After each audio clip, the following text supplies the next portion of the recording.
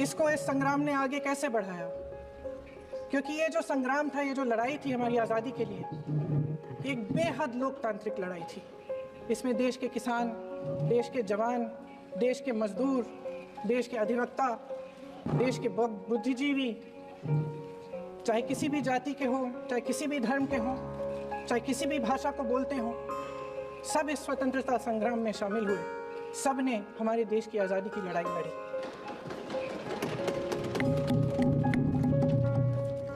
और उसी आज़ादी की लड़ाई से एक आवाज़ उभरी जो हमारी देश की आवाज़ थी। हेलो, मैं दानिश।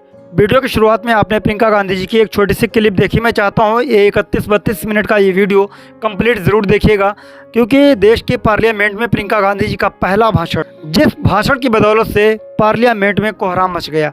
आइए पूरा वीडियो देख लेते हैं। ये वीडियो अगर आपको पसंद आ जाए तो प्रियंका गांधी जी की हिम्मत के लिए, उनके हौसले के लिए एक प्यारा सा कमेंट्स जरूर करिएगा। मेरे डीएल गोल्डन न्यूज़ चैनल को सब्सक्राइब करें ताकि हम इसी तरीके के वीडियोज़ वक्त वक्त पर आपके लिए लाते रहें। आइए पूरा वीडियो देख लेते हैं।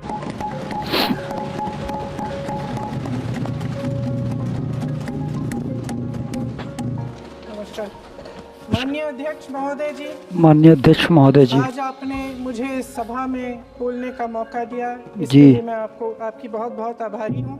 बोलें। सबसे सबसे पहले जो सुरक्षाकर्मी, जो जवान अफसर 13 दिसंबर को संसद की सुरक्षा के लिए शहीद हुए, उनके प्रति मैं श्रद्धांजलि व्यक्त करना चाहती हूँ।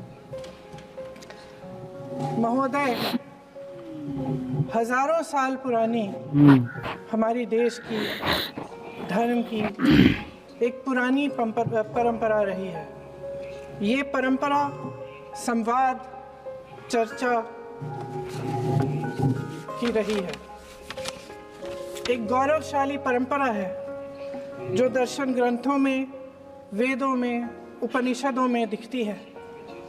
वाद विवाद और संवाद की हमारी पुरानी संस्कृति है।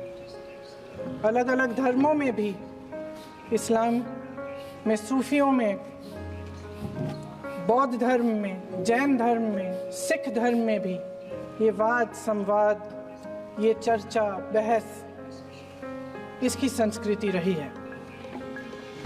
इसी परंपरा से उभरा हमारा स्वतंत्रता संग्राम। बिल्कुल। हमारा स्वतंत्रता संग्राम विश्व में एक अनोखा संग्राम था, एक अनोखी लड़ाई थी जो अहिंसा और सत्य पर आधारित थी।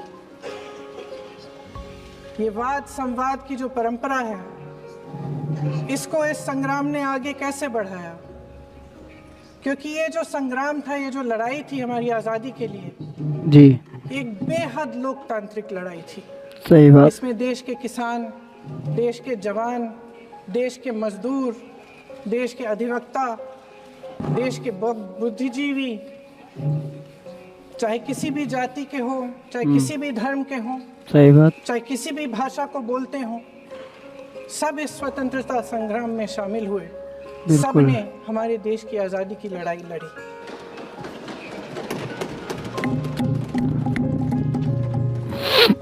और उसी आज़ादी की लड़ाई से एक आवाज़ उभरी।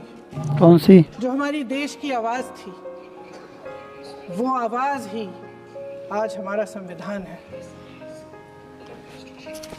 साहस की आवाज़ थी, हमारी आज़ादी की आवाज़ थी, और उसी की गूंज ने हमारे संविधान को लिखा और बनाया। बिल्कुल। ये सिर्फ एक दस्तावेज नहीं है।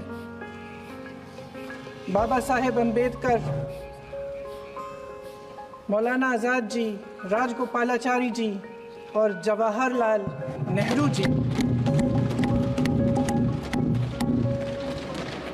और उस समय के तमाम नेता, जैसे आपने कहा,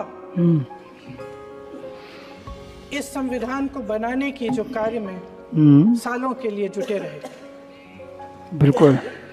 हमारा संविधान इंसाफ, उम्मीद, अभिव्यक्ति और आकांक्षा की वो जोत है जो हर हिंदुस्तानी के दिल में जलती है। बिल्कुल सही बात। अध्यक्ष महोदय, इस ज्योत ने हर एक भारतीय को ये पहचानने की शक्ति दी कि उसे न्याय मिलने का अधिकार है, कि उसमें अपने अधिकारों के लिए आवाज उठाने की क्षमता है, कि जब वो आवाज उठाएगा तो सत्ता को उसके सामने झुकना पड़ेगा। बिल्कुल। इस संविधान ने हर एक देशवासी को ये अधिकार दिया कि वो सरकार बना भी सकता है और सरकार गिरा भी सकता है। बिल्कुल। ये ज्योत जो हर हिंदुस्तानी के दिल में जलती है, उसने हर हिंदुस्तानी को ये विश्वास दिया कि देश की संपत्ति में, देश की दौलत में, संसाधनों में उसका भी हिस्सा है। सही बात है। कि उसे एक सुरक्षित भविष्य की उम्मीद का अधिकार है। सही बात है। कि देश बनाने में भी उसकी भागीदारी है। उम्मीद और आशा की ये ज्योत मैंने देश के कोने कोने में खुद देखी है। उन्नाव में मैं एक रेप पीड़िता के घर गई, उसे जलाकर मार डाला था। वो शायद 20-21 साल की होगी। हम सब के बच्चे हैं। हम सोच सकते हैं कि अगर हमारी बेटी के साथ बार बार बलात्कार हुआ और फिर जब वो अपनी लड़ाई लड़ने के लिए गई तो उसको जलाकर मार डाला गया होता तो हम पर क्या बीतती। अफसोस। मैं उस बच्ची के पिता से मिली।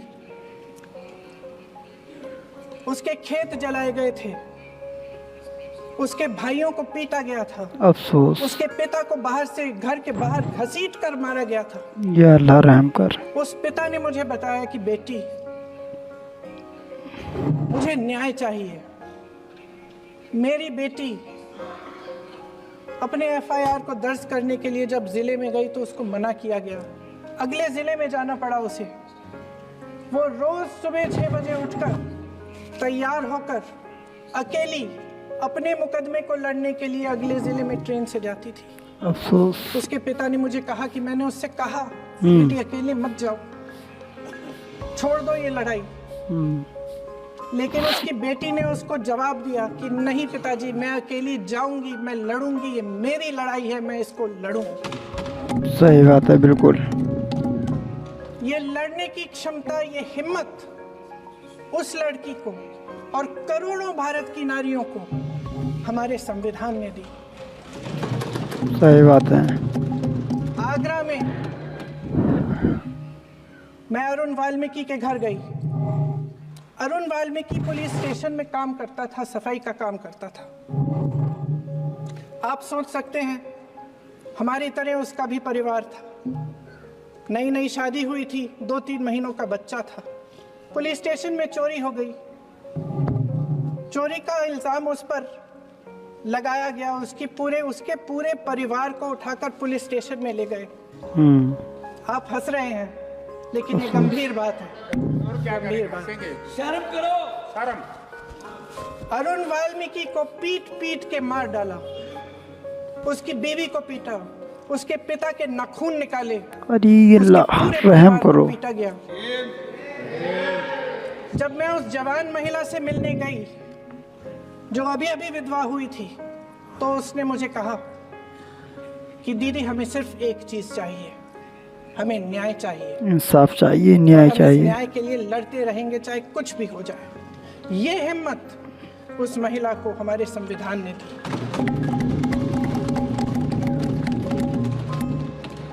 संभल के कुछ लोग आए थे हमसे मिलने जो मृतकों के परिवार के सदस्य थे।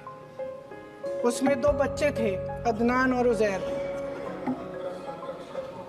आप सुनिए। उसमें 2 बच्चे थे, अदनान और उजैर। एक बच्चा मेरे बच्चे की उम्र का है, दूसरा उससे छोटा 17 साल का है। दर्जी के बेटे थे। दर्जी का एक ही सपना था कि वो अपने बेटों को पढ़ाएगा, लिखाएगा। एक बेटा डॉक्टर बनेगा, एक बेटा भी सफल होगा दूसरा बेटा भी अपने जीवन में सफल होगा। उनके पिताजी हर रोज उनको स्कूल छोड़ते थे। उस दिन भी स्कूल छोड़ने के बाद अपनी दुकान में चले गए। उन्हें पता नहीं था कि विवाद हो रहा है। उन्होंने भीड़ देखी, घर आने की कोशिश की तो पुलिस ने गोली से मार डाला। अफसोस। वो 17 साल का बच्चा अदनान मुझसे कहता है, वो 17 साल का बच्चा अदनान मुझसे कहता है कि मैं बड़ा होकर डॉक्टर बन के दिखाऊंगा, मैं अपने पिता का सपना साकार करूंगा। ये सपना, ये आशा उसके दिल में हमारे संविधान ने डाली। अध्यक्ष महोदय, हमारे देश के करोड़ों देशवासियों के संघर्ष में, अपने अधिकारों की पहचान में, इनकी कठिन से कठिन परिस्थितियों से लड़ने की अपार हिम्मत में और देश से न्याय की अपेक्षा में हमारे संविधान की ज्योत जल रही है। मैंने हमारे संविधान की ज्योत को जलते हुए देखा है और इसके साथ साथ ये भी समझा है कि हमारा संविधान एक सुरक्षा कवच है, एक ऐसा सुरक्षा कवच है जो देशवासियों को सुरक्षित रखता है, न्याय का कवच है, एकता का कवच है और अभिव्यक्ति की आज़ादी का कवच है। दुख की बात यह है कि मेरे सत्ता पक्ष के साथी जो बहुत बड़ी बड़ी बातें करते हैं, इन्होंने इन 10 सालों में ये सुरक्षा कवच, सत्ता पक्ष के मेरे साथियों ने ये सुरक्षा कवच तोड़ने का पूरा प्रयास किया है। अफसोस। संविधान में सामाजिक, आर्थिक और राजनीतिक न्याय का वादा है। ये वादा एक सुरक्षा कवच है जिसको तोड़ने का काम शुरू हो चुका है। लैटरल एंट्री और निजीकरण के जरिए ये सरकार आरक्षण को कमजोर करने का काम कर रही है। अगर लोकसभा में ये नतीजे नहीं आए होते तो ये संविधान बदलने का काम भी शुरू कर लेते। सच्चाई ये है अध्यक्ष महोदय कि आज संविधान बार बार इसलिए कह रहे हैं क्योंकि इस चुनाव में इनको पता चल गया कि इस देश की जनता ही इस संविधान को सुरक्षित रखेगी, कि इस चुनाव में हारते हारते जीतने से इन्हें एहसास हुआ कि ये संविधान बदलने की बात इस देश में नहीं चलेगी। आज जनता की मांग है कि जाति जनगणना हो। सत्ता पक्ष के मेरे साथी ने इसका जिक्र किया। ये जिक्र भी आज इसलिए हो रहा है क्योंकि चुनाव में ये नतीजे आए। ये जाति जनगणना इसलिए जरूरी है ताकि हमें पता चले कि किसकी क्या स्थिति है और नीतियां उस हिसाब से बने। इनकी गंभीरता का प्रमाण ये है कि जब चुनाव में पूरे विपक्ष ने जोरदार आवाज उठाई कि ये जाति जनगणना होनी चाहिए, तो इनका जवाब देखिए। इनका जवाब भैंस भाग भैंस चुरा लेंगे, मंगलसूत्र चुरा लेंगे। क्या बात है। ये जवाब था, ये गंभीरता है इनकी जाति जनगणना पर। महोदय, हमारे संविधान ने आर्थिक न्याय की नींव डाली, किसानों, गरीबों और को जमीन बांटी, भूमि सुधार किया, जिसका नाम लेने से कभी कभी आप झिझकते हैं और कभी कभी उनका नाम धड़ाधड़ इस्तेमाल किया जाता है अपने आप को बचाने के लिए। बिल्कुल। उन्होंने HAL, BHEL, SAL, GAIL, ONGC, NTPC, railways, IIT, IIM, oil refinery, तमाम PSU बनाए। क्या बात है भाई। PSU बनाए।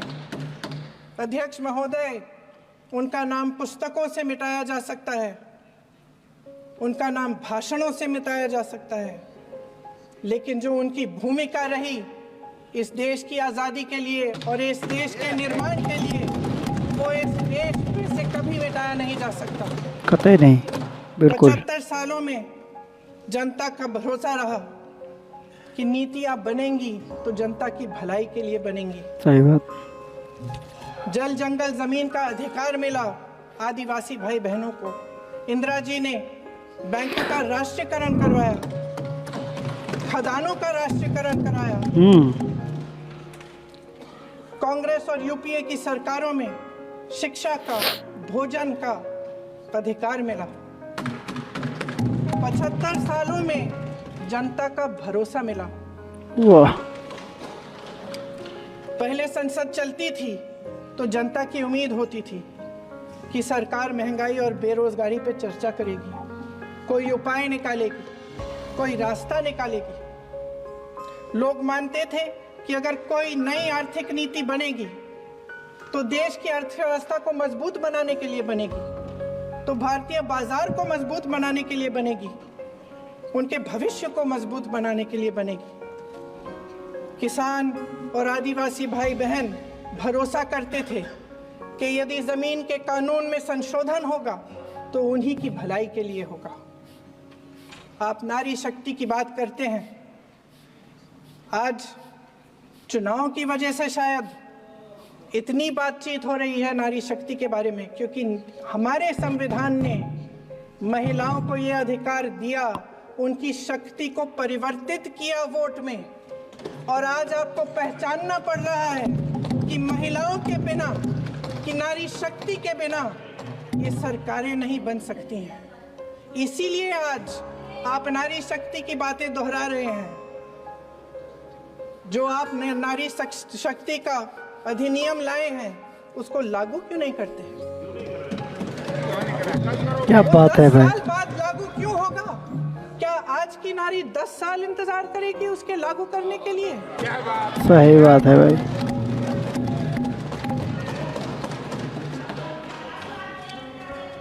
आज संसद में बैठे हुए सत्ता पक्ष के मेरे साथी ज्यादा से ज्यादा अतीत की बातें करते हैं। 1921 में क्या हुआ, कब हुआ, नेहरू जी ने क्या किया।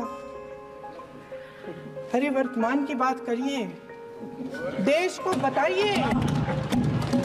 क्या बात कही, एकदम परफेक्ट बात। क्या कर रहे हैं? आपकी जिम्मेदारी क्या है? कि सारी जिम्मेदारी जवाहरलाल नेहरू की है। सही बात है एकदम।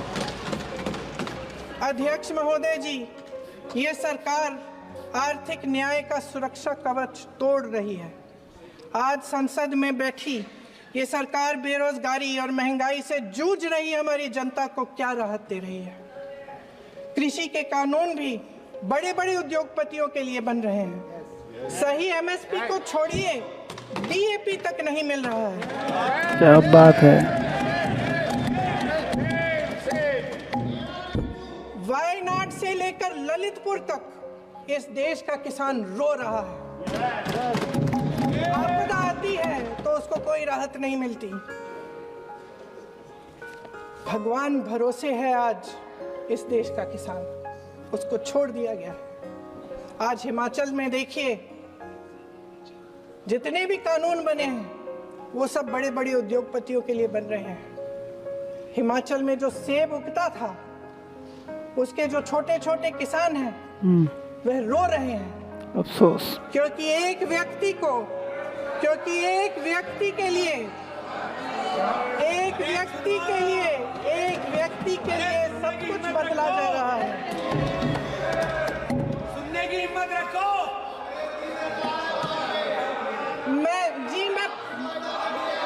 अध्यक्ष महोदय जी, अध्यक्ष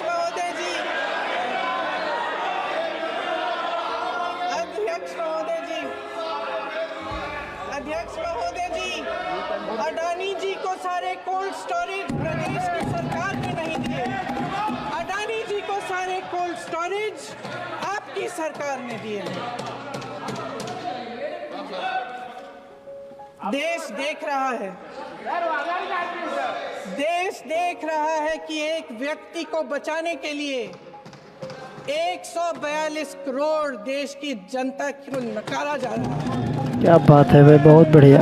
सारे बिजनेस, सारे संसाधन, सारी दौलत, सारे मौके एक ही व्यक्ति को सौंपे जा रहे हैं। सही बात है।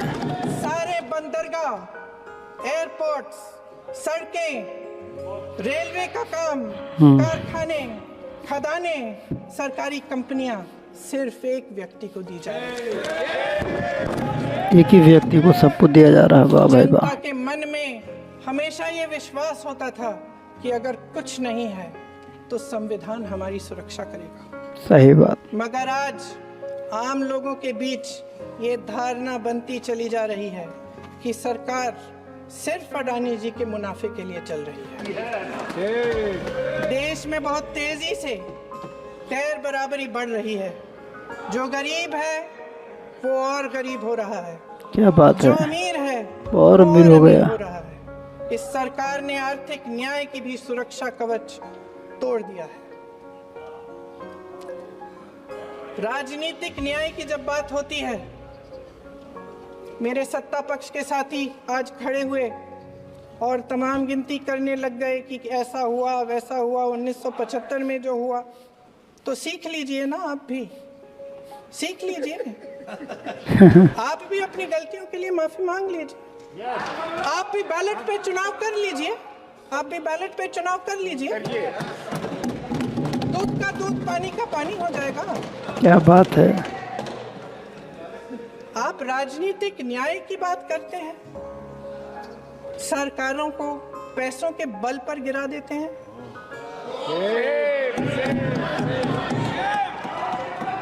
मेरा आग्रह है कि अपन संविधान में सकारात्मक बोले।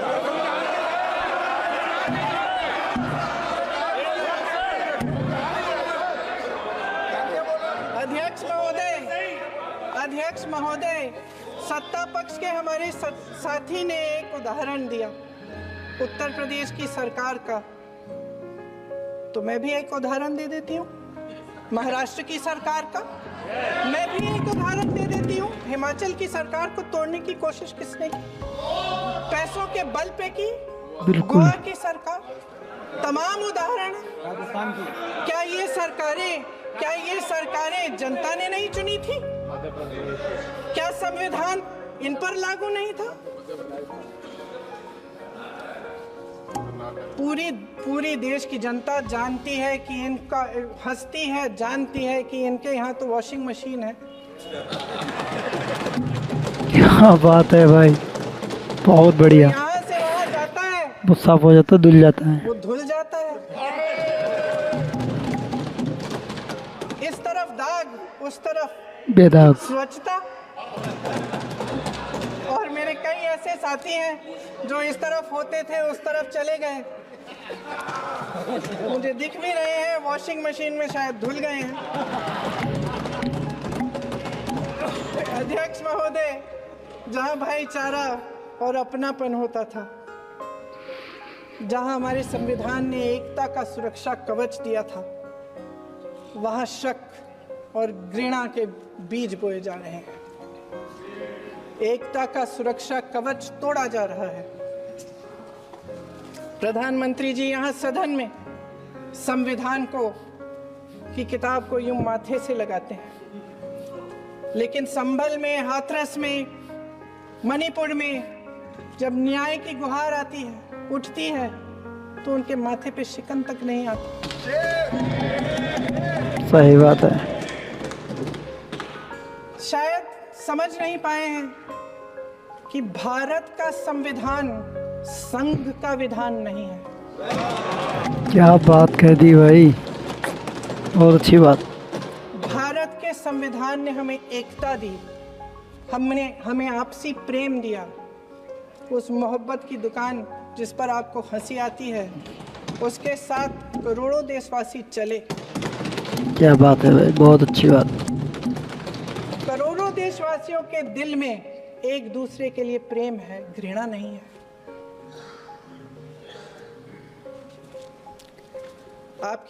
इनकी जो विभाजनकारी नीतियां हैं, उसका नतीजा हम रोज देखते हैं। राजनीतिक फायदे के लिए संविधान को छोड़िए, देश की एकता को भी ये रख नहीं सकते, इसकी सुरक्षा नहीं कर सकते। हमने संभल में देखा, मणिपुर में देखा।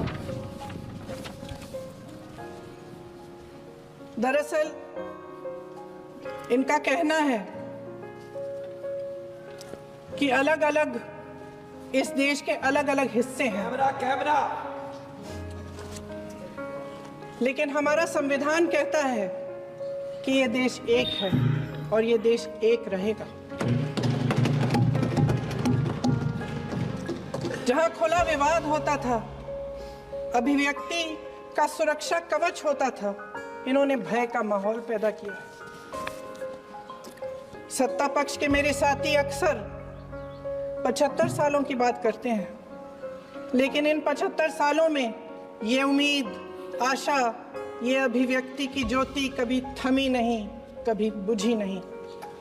इस देश की जनता ने खुलकर आलोचना की, निडर होकर धरने किए, प्रदर्शन किए। जब जब जनता नाराज हुई, तब तब सत्ता को ललकारा, उसे चेतावनी दी, बड़े से बड़े नेताओं को कटघरे में खड़ा किया, उनसे जवाब मांगा, न्याय मांगा। इस देश के छोटे छोटे से नुक्कड़ की दुकानों में, चाय की दुकानों में, इस देश के घरों में, गलियों में, मोहल्लों में, अखबारों में, प्रकाशन घरों में, न्यायपालिकाओं में चर्चा कभी बंद नहीं हुई। लेकिन आज ये माहौल नहीं है। आज जनता को सच बोलने से डराया जाता है, धमकाया जाता है। पत्रकार हो या विपक्ष का नेता हो या किसी यूनिवर्सिटी का प्रोफेसर हो, छात्र संघ हो या कर्मचारियों का संगठन हो, सबका मुंह बंद कराया जाता है। किसी पे ईडी, किसी पे सीबीआई, किसी पे इनकम टैक्स, फर्जी मुकदमे लगवाए जाते हैं, जेल में डाल दिया जाता है, विपक्षी नेताओं को जेल में डाल दिया जाता है, उनको सताया जाता है। किसी को नहीं छोड़ा इस सरकार ने। देशद्रोही कह कह के उत्तर प्रदेश में मुझे याद है कुछ अध्यापिकाएं प्रदर्शन कर रही थी, उन पर मुकदमा डाल दिया देशद्रोही का, उन्हें देशद्रोही कह दिया। इन्होंने देश का पूरा माहौल भय से भर दिया है। इनकी मीडिया की मशीन झूठ फैलाती है, तरह तरह के आरोप लगाती है, और शायद वह भी भय में ही है। महोदय, मैं इस सदन को याद दिलाना चाहती हूँ कि ऐसा डर का माहौल देश में अंग्रेजों के राज में था। जब इस तरफ बैठे हुए गांधी की विचारधारा वाले लोग आजादी की लड़ाई लड़ रहे थे, बिल्कुल, और उस तरफ वाली विचारधारा वाले लोग भय में रहकर अंग्रेजों के साथ साठ-गांठ कर रहे थे। क्या बात है भाई। लेकिन अध्यक्ष महोदय, भय का भी अपना स्वभाव होता है। बिल्कुल, भय फैलाने वाले हमेशा भय का खुद शिकार बन जाते हैं। सही बात। ये प्रकृति का नियम है। आज इनकी भी यही हालत हो गई है। भय फैलाने के इतने आदी हो गए हैं कि खुद भय में रहने वाले हैं, चर्चा से डरते हैं, आलोचना से घबराते हैं। कई दिनों से हम मांग रहे हैं कि चर्चा करिए, लेकिन चर्चा करने की हिम्मत ही नहीं है।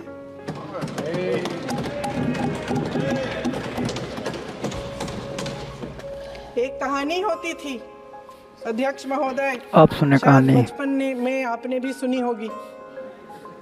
राजा भेष बदलकर बाजार में आलोचना सुनने जाता था। ये सुनने जाता था कि प्रजा मेरे बारे में क्या कह रही है, मैं सही रास्ते पे चल रहा हूँ कि नहीं। लेकिन आज का राजा, भेष तो बदलते हैं आज के राजा जी, शौक तो है उनको भेष बदलने का, लेकिन लोगों के बीच जाने की हिम्मत है और ना आलोचना सुनने की हिम्मत है। क्या बात है भाई। महोदय, मैं तो सदन में नहीं हूँ।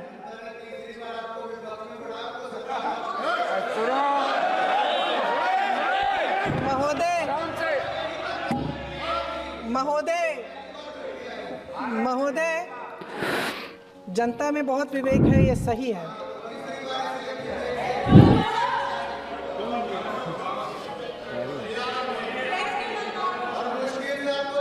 अच्छा महोदय, मैं सदन में नहीं हूँ, कुछ, हाँ ठीक है। मैं सदन में नहीं हूँ, मात्र 15 दिनों से आ रही हूँ, लेकिन मुझे ताज्जुब होता है कि इन 15 दिनों में इतनी बड़े बड़े इश्यूज हैं, इतनी बड़ी बड़ी बातें हैं। प्रधानमंत्री जी मात्र एक दिन के लिए, शायद 10 मिनट के लिए दिखे हैं सदन।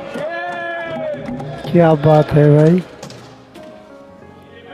बात यह है अध्यक्ष महोदय जी कि ये देश भय से नहीं, साहस और संघर्ष से बना है। इसको बनाने वाले देश के किसान, जवान, देश के करोड़ों मजदूर और गरीब जनता है। संविधान इनको साहस देता है। मेहनती मिडिल क्लास है और इस देश के जो करोड़ों देशवासी हैं जो रोजाना भयंकर परिस्थितियों का सामना करते हैं, उनको साहस देता है। वायनाड में जो आपदा आई, उसमें एक छोटा लड़का था 17 साल का। 6 घंटों के लिए उसने अपनी माँ को बचाने की कोशिश की। 6 घंटों के लिए आप सोच सकते हैं कि अगर नदी की धारा बह रही है, नाराज है, आप अपनी माँ को पकड़े हो, 6 घंटों के लिए पकड़े रखते हो कि मेरी माँ बच जाएगी, और अंत में वो माँ भी बह जाती है। उस लड़के का साहस, उन महिलाओं का साहस जो पीड़ित हैं लेकिन फिर भी अपनी लड़ाई लड़ रहे हैं, उन संभल के बच्चों का साहस जिनके पिताजी अभी अभी गुजर गए लेकिन फिर भी उनके सपनों को साकार करने की हिम्मत है, उनका साहस है। वो साहस से संविधान ने दिया है। सही बात है, बहुत बढ़िया। वो आत्मविश्वास से संविधान ने दिया है। ये देश भय से नहीं चल सकता, बिल्कुल। ये देश साहस से ही चलेगा। भय की भी सीमा होती है, बिल्कुल। और जब वो सीमा पार हो जाती है, जब किसी को इतना दबाया जाता है कि उसको लगने लगता है कि अब मेरे पास खोने के लिए कुछ नहीं है, तब उसमें एक ऐसी शक्ति पैदा होती है जिसके सामने कोई कायर खड़ा नहीं हो सकता। ये देश कायरों के हाथों में ज्यादा देर तक कभी नहीं रहा है। ये देश उठेगा, ये देश लड़ेगा, सत्य मांगेगा, सत्यमेव जयते। जय हिंद। तो आपने प्रियंका गांधी जी का पूरा भाषण देख लिया जो पार्लियामेंट में उन्होंने पहली स्पीच दी है। उन्होंने वहाँ पर गरीबों की आवाज़ करी, उन्होंने बेरोज़गारों के लिए आवाज़ उठाई, उन्होंने देश में जो बढ़ती नफ़रत है उस पर उन्होंने बातचीत करी। मुझे लगता है देश में जहाँ जहाँ पर जुल्म हो रहे हैं, वो चाहे हिंदू समाज में होते हो, चाहे मुस्लिम समाज में होते हो, चाहे मंदिर मस्जिद को लेकर के कोई लड़ाई होती हो, यानी कुल मिला के देश बहुत ही विषम परिस्थितियों में है, ऐसा प्रियंका गांधी जी का कहना है। मुझे तो ये भाषण बहुत अच्छा लगा। आपको ये भाषण कैसा लगा कमेंट्स करके आप ज़रूर बताएं। मेरे DL कॉलेज न्यूज़ चैनल को आप ज़रूर सब्सक्राइब करें ताकि हम इसी तरीके के वीडियोज़ आपके लिए वक्त वक्त पर लाते रहते हैं। आप कमेंट्स करके ज़रूर बताएँ जो कि प्रियंका गांधी जी ने सीधे सीधे देश के प्रधानमंत्री मोदी जी के नाम एक कहानी भी सुनाई। मुझे तो लगता है कि ये कहानी उन्हीं के नाम रही है। उन्होंने भारत में संभल का जिक्र किया, उन्होंने उन्नाव का जिक्र किया, उन्होंने हाथरस मणिपुर का जिक्र किया। कुल मिला के उन्होंने हर जगह जहाँ जहाँ परेशान लोग हैं उनकी आवाज़ उठाई है देश की पार्लियामेंट में। ये वीडियो अगर आपको पसंद आया हो तो लाइक करें, चैनल को सब्सक्राइब करें। मिलता है किसी और वीडियो के साथ। दुआ में याद रखना।